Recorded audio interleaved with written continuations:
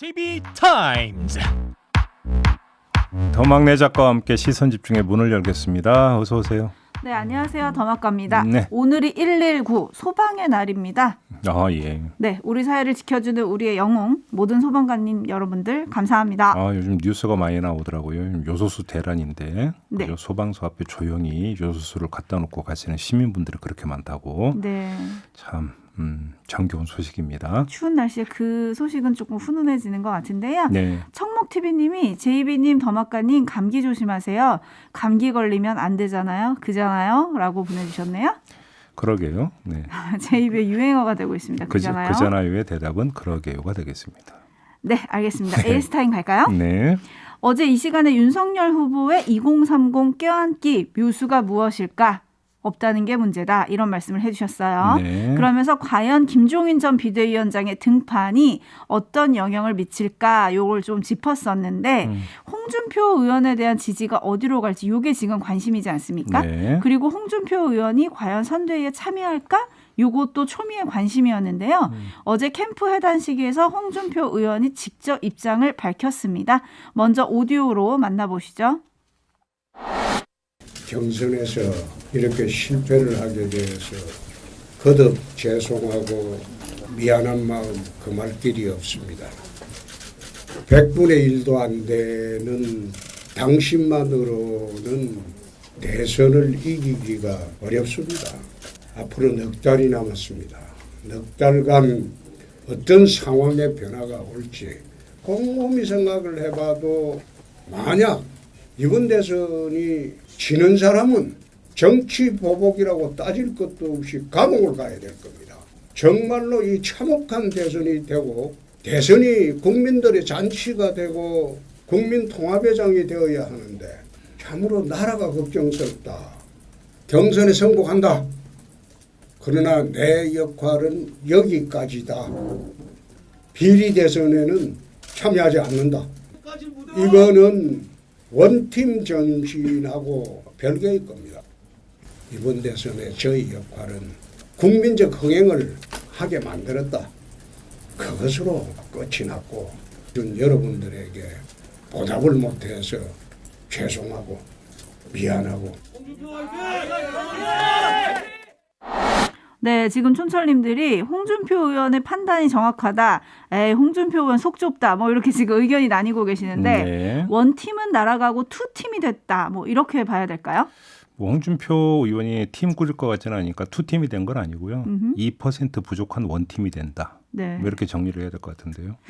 근데 홍준표 의원이 해단 시기 끝난 뒤에 기자들에게 네. 97년 대선을 좀 언급을 하면서 당시 이회창 한나라당 대선 후보가 지지율이 한 달 만에 53%에서 10%로 폭락했다. 네. 대선판이 그렇다. 더 다이내믹해질 것이다. 이런 얘기를 했는데 네. 요거는 무슨 의미인가요?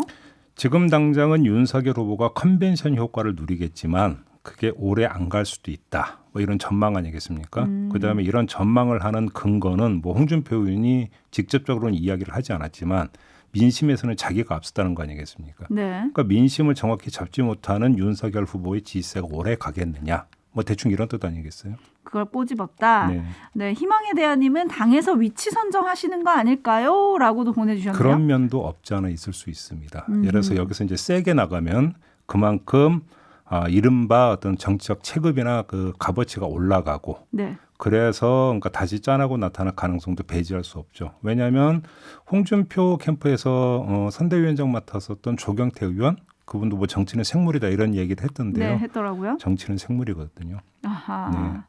마타후아님이 대선에서 지는 사람은 감옥행. 아, 이 말 좀 무섭긴 한데 공감은 갑니다. 라고 보내주셨는데. 솜니님은 홍준표 의원이 선대위에 합류하지 않은 이유 혹시 김종인 때문인가요? 라고 해주셨는데. 그런 면도 있을 수 있죠. 여러 가지 면을 지금 다 봐야 되고 정치에서 단정은 금물입니다. 네. 알겠습니다. 네, 어쨌든 다이내믹해질 거라는 대선판 그러면 어떻게 갈 거냐? 이게 좀 초미의 관심인데 네. 국민의힘 같은 경우는 이 사람이 등판을 하느냐 마느냐가 아주 초미의 관심입니다. 김종인 전 비대위원장 이야기하는 거죠. 네. 어제 이제 뉴스가 나왔습니다. 신동아 창간 90주년 기획 좌담회에 참석을 해서 말을 쏟아냈는데요. 아직 선대위원장직 제의받은 적 없고 윤석열 후보로부터 아무 얘기를 들은 것이 없다. 총괄 선대위원장이라는 것을 맡으려면 선거를 책임지고 승리로 이끌 확신이 있어야 하는데 그러려면 선대위가 어떤 모습을 보일 것인지 그림을 제시해야만 판단할 수 있다. 이렇게 이야기했고요. 또 한 대목이 눈에 들어오는데요. 윤석열 후보가 당심에서는 상당한 격차로 이겼지만 일반 여론조사에서는 11%포인트 가까운 차이로 졌다. 그게 뭘 의미하는지 깨닫고 본선을 위해 어떤 형태의 선대위를 구성할 것인지 냉정히 판단해야 할 것이다. 이렇게 말하면서 어떤 사람이 대통령 당선 가능성이 있다고 하면 우후죽순 사람이 많이 모인다. 네. 그런 사람들을 가리켜 자리 사냥꾼이라고 한다. 이런 말도 했습니다. 하이에나, 파리 때에 이어서 이번에는 자리 사냥꾼이 등장을 했습니다. 네. 김종인 전 위원장이 이런 얘기를 어떻게 읽어야 될까요? 제가 지금 두 토막으로 나눠서 전해드리지 않았습니까? 네. 먼저 앞 토막, 앞 얘기부터 한번 볼까요? 김종인 위원장의 전형적인 화법이죠. 자신에게 자리를 주려면 전권을 함께 줘야 한다. 이거를 항상 저런 식으로 말을 해왔습니다. 네. 그러니까 눈길을 끄는 건 뒷토막인데요. 이 얘기에 김종인 위원장의 전략이 그대로 노출돼 있다고도 볼 수 있을 것 같습니다. 자리 사냥꾼에 대한 거부감을 표현한 수준 분명히 있지만 그것만이 아니고요. 지향을 또 분명히 한 측면도 있는 것 같습니다. 경선 득표율을 보면 윤석열 후보가 집토끼 지지세는 확실히 확인했지만 산토끼는 좀 이제 취약하다는 거 아니겠습니까? 네. 그래서 산토끼 잡기에 나서야 하는데 당내 인사들 중심으로는 민심 공략이 어렵다. 이런 뜻을 밝힌 거라고 봐야 될 것 같고요. 네. 그 사냥꾼들은 자리만 잘 잡지 산토끼는 잘 못 잡는다. 이런 지적 아니겠습니까? 네. 그러니까 자기가 설정한 방향 그리고 그에 걸맞은 인사 채택 권한을 자신에게 줘야 한다. 이렇게 읽어야 될 것 같아요. 네. 그러면 자, 그러면 후보는? 윤석열 후보는 어떤 입장일까? 이게 궁금해지는 건데요. 아주 재미난 현상이 어제 있었습니다. 권성동 의원을 비서실장으로 먼저 임명을 했습니다. 네. 선대위 구성 틀을 짜고 그다음에 비서실장을 임명한 게 아니라 거꾸로 간 겁니다. 자, 여기에다가 권성동 비서실장이 SNS에 밝힌 바에 따르면 윤석열 후보는 저에게 선대위 구성 준비에 가교 역할을 부탁했다. 무엇보다 당의 의견을 많이 청취해 당과 함께 선대위 조직의 그림을 그려나가달라고 하셨다. 김종인 전 비대위원장을 비롯한 원로들을 뵙고 의견을 청하겠다. 네. 이렇게 이야기를 했어요. 뭔가 좀 느껴지는 게 없습니까? 중심은 당이고 김종인 위원장은 자문 역할로 설정돼 있는 것 같지 않습니까? 좀 묘하게 다른 부분이 좀 있습니다. 네. 묘하게 다른 기류. 그래서 많은 언론들이 윤석열 대 김종인, 이준석 이런 구도로 보도를 했더라고요. 네. 그리고 권성동 의원이 어제 SNS에 선대위는 대선 승리를 목표로 제로 베이스에서 시작할 거다 이렇게 올렸는데 이게 어제 김종인 전 위원장이랑 오찬을 함께하고 올렸다 그래요. 그러니까 어제 이제 오찬을 한 사실이 어제 밤늦게 전해졌죠. YTN 네. 보도로 전해졌는데 권성동 의원이 YTN과 통화한 내용에서 제가 밑줄 그은 한 대목이 있습니다. 선대위 구성에는 다소 시간이 걸릴 것 같아 김종인 전 위원장에게 양해를 구했다. 어허. 라고 하는 대목이 나옵니다. 네. 다시 읽어볼까요? 선대위 구성에는 시간이 걸릴 것 같아서 김종인 위원장에게 양해를 구했다. 그럼 선대위 구성의 주체는 누가 됩니까? 김종인 위원장? 이 아니죠. 당이? 당이 되는 거죠. 근데 왜 김종인 위원장한테 양해를 구하죠? 그러니까 문제는 여기서 미묘한 기류가 있다는 게 그겁니다. 근데 또 보도가 엇갈리는 것도 문제예요. KBS는 또 권성동 의원과의 통화에서 개인 자격으로 잠시 만났다. 글의 내용은 김종인 전 비대위원장과 관계없다. 그냥 김종인 비대위원장은 잘하라고만 하셨다. 바로 그거야. 그러니까 제가 볼 때는 그런 기류가 같은 건데요. 지금 이 대목도 제가 읽어드린 건 선대위 구성은 당에서 주도해서 내지 윤석열 후보가 그러니까 그 주도를 해서 할 테니까 그 다음에 위원장님을 모시든 말든 뭐 그 다음에 하겠다는 그런 그 취지 발언이라고 지금 봐야 되는 거 아닙니까? 아, 네. 그래서 김종인 위원장한테 양해를 구했다는 거죠. 저희가 선대위부터 구성한 다음에 모셔야 되는데 시간이 좀 걸릴 것 같습니다. 이 이야기니까 선대위 구성에서는 김종인 위원장은 별로 개입할 여지가 없다는 이야기가 되는 거잖아요. 제가 기류가 다르다고 얘기했던 건 YTN과 통화에서 총괄선대위원장을 맡아줄 것으로 알고 있다. 요런 또 얘기를 했다 그래가지고 뭐지? 요렇게 좀 헷갈렸던 건데요. 7829님이 에이, 옆에서 도와만 주셔라. 이거네요. 라고 써주셨네요. 네. 그리고 지금 자리사냥꾼 얘기를 했더니 김종희님, 저희 단골 촌철님이신데 동명이인으로 추정이 됩니다. 네. 김종희님이 제가 제일 큰 사냥꾼 아닙니까? 라고 보내주셨네요. 여기서 그러니까 제가가 저가 누군지는 대충 알죠? 네. 네, 보르주아님이 김종희님 카리스마는 인정. 데이지님 김종인의 오락가락 행보라고 또 상반된 의견들도 오고 있다라는 점을 전해드리고요. JL킴님은 아직도 주도권 싸움이네요라고 해주셨는데 시간이 좀 걸릴 것 같긴 합니다. 네. 좀 지켜보도록 하고요. 예. 그런데 JB가 어제 김종인 전 위원장의 합류가 2030 민심에 어떤 영향을 줄 건지를 봐야 한다라고 했잖아요. 네. 그런데 김종인 전 위원장이 어제 그 특별 대담에서 2030의 탈당 러시가 본선에는 영향을 미치지 않을 거다라고 아주 딱 잘라서 말씀을 하셨더라고요. 네. 이거를 두고 청년 무시하냐? 이런 비판이 좀 나오기도 하던데. 네, 어떻게 저도 보세요? 그래서 여러 번 다시 봤는데요. 요거는 약간 해석이 좀 애매한 부분이 있어요. 그러니까 2030 탈당이 본선에 영향을 미칠 것이라 생각하지 않는다라고 이야기하면서 개인적으로 사전에 다 예상했던 일이다. 이렇게 이야기를 했거든요. 다 예상했다. 그러니까 무슨 얘기냐면 그 2030이 별로 중요하지도 않고 의미도 없다가 아니라 사전에 다 예상했던 거기 때문에 나에게도 비단 주머니가 있다. 그래서 뭐 이건 뭔가 대책을 세우면 충분히 그건 할 수 있는 거다. 이런 취지의 발언으로 해석할 여지도 있더라고요. 발언이 좀 애매모호하긴 해요. 그래서 해석의 영역이기 때문에 그거는 지금 단정해서 말씀드리기 힘든 부분이 있고 다만 거꾸로 2030이 그러면 김종인 위원장을 어떻게 볼 것인가. 네. 이건 또 전혀 다른 문제 아니겠습니까? 그렇죠. 관련해서 저는 어제 그런 말씀을 드린 바가 있습니다. 2030에 있어서 윤석열 후보에 대한 약간 비호감. 이것이 있는데 그러면 김종인 위원장은 2030이 어떻게 바라볼까? 역시 어떤 그 비슷하게 인용입니다. 꼰대 이미지로 바라볼 가능성이 있는 거 아니냐. 그러면 김종인 위원장의 등판이 꼭 2030의 어필 요인이 된다고 보기도 힘들다. 이런 말씀을 드린 바가 있었습니다. 네, 2030 청취자분들의 의견이 조금 궁금하네요. 김종인 전 위원장을 어떻게 생각하는지. 네. 일단 매누님은 2030은 김종민의 노관심 이렇게 적어주셨는데 뭐 이렇게 생각하시는 분도 있고 아닐 수도 있으니까요. 조금 궁금합니다. 네. 여튼 관련한 내용들은 저희가 3부에서 김남국 의원 또 장해찬 특보랑 토론이 준비가 돼 있으니까요. 예. 거기서도 짚어보고 또 2부에서 김기현 국민의힘 원내대표와의 인터뷰에서도 짚어보도록 하겠습니다. 네. JB타임즈 다음 주목할 뉴스는 오디오로 먼저 만나보시죠. 윤석열 후보가 국민의힘 최종 대선 후보로 선출됐습니다. 축하를 보냅니다. 그러나 우리와 비교를 했을 때는 참가 인원이 비교가 안 될 정도로 많이 우리는 참가를 했습니다. 거의 5대5로 국민과 당원 여론조사를 하다 보니까 10% 이상 국민 여론에 이겼던 홍준표 후보가 떨어지는 이변이 발생을 했습니다. 만약에 우리 민주당의 대선 룰을 적용했다면 홍준표 후보가 당선이 되었을 것입니다. 기득권의 상징이 바로 윤석열 후보라는 점을 지적하고 싶습니다. 금수저에 일본 정부의 지원을 받아 연구를 하는 교수의 아들로 태어나 서울법대를 나와서 검찰로 쭉쭉 승승장구하다가 문재인 정부 때 5개를 넘어서 정말 특혜를 받아서 벼락 출세한 사람이 공정을 말한다는 게 저는 잘 납득이 안 될 것이다 이렇게 말씀을 드리고 싶습니다. 네, 어제 송영길 대표가 민주당 선대위 회의에서 한 이야기인데요. 네.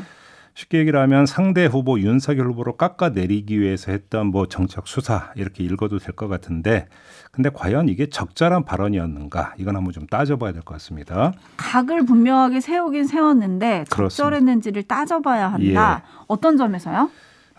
윤석열 후보를 두고 특혜를 받아 벼락 출세한 인물로 지금 그 규정을 하지 않았습니까? 네. 그러니까 특혜를 받은 사람이 있으면 그럼 특혜를 준 사람이 있을 거 아닙니까? 그게 누굽니까? 문재인 대통령 아닌가요? 네. 그렇죠. 그럼 문재인 대통령이 불공정 인사를 한 것으로 연결이 되는 이야기 아닌가요? 송영길 대표의 논리에 따르면 그리고 이재명 후보는 그 문재인 정부를 계승하고자 하는 후보 아닙니까? 그러니까 송영길 대표의 발언은 한마디로 이야기하면 뭐냐면요. 누워 침뱉기밖에 안 되는 거예요. 저거는. 그러니까 논리적 정합성이 떨어진다. 이 말씀을 드리는데 하나만 더 말씀을 드릴게요. 요런 대목이 나오죠. 금수저라고 하는 대목 나오잖아요. 네. 일본 정부 지원을 받아 연구를 하는 교수의 아들로 태어나서 뭐 승승장구했다.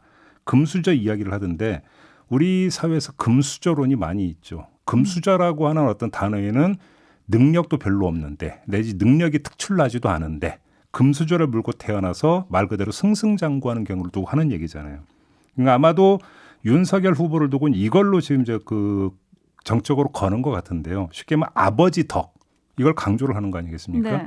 근데 문제는 여기에 어떤 문제가 있냐면 윤석열 후보는 구술을 해서 겨우겨우 검사가 된 사람이라고 하는 또 이력이 같이 따라붙는다라고 합니다. 그러면 이것이 송영길 대표가 이야기하고자 했던 금수저론과 어떻게 이게 매치가 되느냐 오히려 희석시키는 측면이 있다는 것이죠. 이렇게 놓고 본다면 아무튼 송영길 대표는 공정이라고 하는 담론에 윤석열 후보를 밀어넣어서 청년들의 정서를 자극하고자 하는 정치적 의도를 가지고 했던 발언 같은데 제가 볼 때는 뭔가 관역 조준이 좀 잘못됐다. 약간 오발탄이다. 제가 볼 때는 이런 말씀을 드리고 싶은데 더 문제는 이런 발언이 어제 처음 나온 발언이 아니라는 거예요. 그 전에도 비슷한 발언을 했어요. 네. 그러니까 제가 볼 때는 부적절하다고 보는데 그 부적절한 것을 모르니까 반복해서 이야기하고 있는 거 아니겠습니까? 어찌 보면 그게 더 문제일 수도 있겠다. 이런 말씀을 드리고 싶습니다. 네, 좀 아차 싶었을까요? 그런데 포포님은 저런 말 왜 못합니까? 할 수 있지. 뭐 이런 의견 보내주셨고 네. 반면에 6862님 벼락 출세요? 당신들이 만들어준 거 아닌가요? 2367님 벼락 출세를 누가 시켰습니까? 그때는 가만히 있더니 정말 내로남불. 인달이님 그래서 민주당 지지율이 떨어지고 있는 겁니다. 뭐 이런 의견들이 지금 오고 있는데 어제 송영길 대표가 윤석열 후보를 서로 말을 멸망시킨 게르만 용병대장에 비유하기도 했는데 요 비유가 또 처음은 아니거든요. 그 전에도 했던 이야기죠. 네네네. 이것 역시 적절하진 않다 이렇게 보십니까? 그러니까 아케르 이야기하는 건데 아케르는 그래서 서로마를 멸망시킨 그 용병이라고 하는 점을 강조하기 위해서 이제 그 얘기를 한 거거든요. 네. 그 송영길 대표 같은 경우는 근데 그러니까 용병이 서로마를 멸망을 시켰잖아요. 네. 다시 말해서 그 이야기는 무슨 얘기냐면 같이 멸망한 게 아니라 아케르가 서로마를 접수한 거잖아요. 쉽게 얘기를 하면. 그러니까요. 그러면 윤석열 후보는 잘 된다는 얘기가 되는 거 아닙니까? 그 역사적 사례에 준해서 본다면 아하. 서로마는 멸망하더라도 네. 그러니까 제가 볼 때는 공격을 하고자 하는 의도는 알겠는데 공격 수단이 뭔가 좀 어설프다. 간단히 말씀을 드리면 이렇게만 정리를 하겠습니다. 네, 알겠습니다. 한편 청와대가 이철희 정무수석을 통해서 윤석열 후보에게 축하 메시지를 전하려다가 윤 후보 일정이 빡빡해서 무산이 됐다 그래요. 그래서 다시 일정을 잡는다고는 합니다만 요것도 좀 기류가 묘한 거 아닌가요? 그러니까 이거는 그 일정을 서로 조정을 해서 이제 그 잡는 거 아니겠습니까? 네. 그러니까 여기서 지금 줄다리기가 이루어지고 있는 건지 뭔지는 모르겠는데요. 더 문제는 이거는 공개가 되면 안 되는 거죠. 그래서 서로 일정이 안 맞아가지고 불발이 됐다면 그 다음에 다시 일정 조정을 해서 잡는 거지 이것 자체가 공개가 됐다라고 하는 데서 오히려 문제의 본질이 있는 게 아니냐. 이걸 좀 봐야 되는 거 아니겠습니까? 알겠습니다.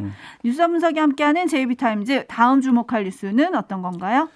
국방부가 전시물자로 비축하고 있는 요소수를 민간에 푸는 방안을 검토하고 있다는 거 아니겠습니까? 네. 유사시 한두 달 사용하는 물량을 제외하고 민간에서 요청하면 대여해주는, 꿔주는 거죠. 네. 대여해줄 분량을 파악하는 중인데 검토적인 물량은 대략 20만 리터 정도라고 그래요. 이 규모는 비축 물량의 최대 절반 정도 된다고 하고요. 연간 국내 사용량의 한 3분의 1 정도 된다고 하는데 근데 일부 언론은 보도를 보니까 이걸 비판을 하고 있더라고요. 그러니까요. 군이 풀려고 하는 물량의 어떤 물량이 민간의 한 달치 소요량의 100분의 1에 불과하고 또 유사시에 대비하는 비축 물량까지 손대는 건 바람직하지 않다. 이런 논리인데 중앙일보의 경우에는 군 일각에서 비판이 나온다면서 어떻게 이야기를 했냐면 이건 쇼다. 요소수 풍기 사태로 민심이 악화할 조짐을 보이자 정부가 노력하고 있다는 쇼를 하는데 군을 동원하는 꼴이다라는 어떤 인사의 말을 인용으로 해서 보도를 하기도 했더라고요. 어떻게 봐야 될까요? 근데 일단 기본 설정이 좀 잘못되어 있는 것 같습니다. 뭐냐면 군이 물량을 풀더라도 턱없이 부족하다라는 지적은 비상, 응급 물량이라고 하는 전제를 지워버린 논리거든요. 그러니까 정부가 요소수를 어떻게든 확보하려고 시도하는 상황에서 당장 필요한 건 새 공급 루트를 확보할 때까지의 응급, 긴급 물량 아니겠습니까? 네. 이걸 전제로 군 물량의 가치를 판단을 해야 하는데 전체 민간 소요량을 전제하고 값어치를 판단하는 계산법이 잘못되어 있는 부분이 하나가 있다는 거고요.